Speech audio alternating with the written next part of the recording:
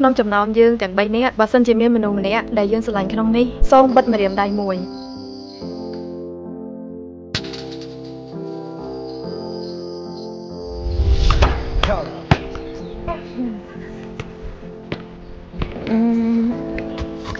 អរគុណណាស់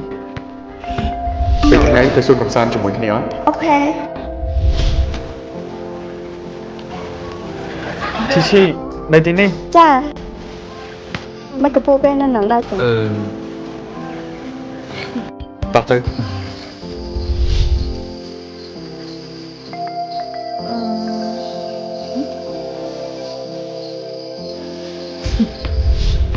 សោះច្បងនេះខ្ញុំជួយបងគឺខ្ញុំ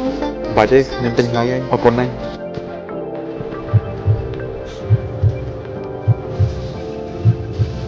សុខបងនេះខ្ញុំជូនបង អូ មកអត់ស្រឡាញ់មែន អត់ទេស្រឡាញ់ដែរ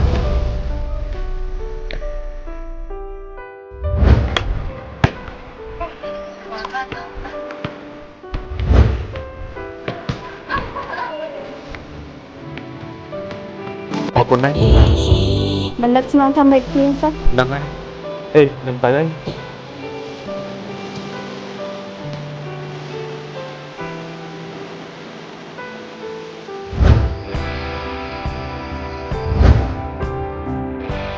គួរតែរាប់អរពួកគេ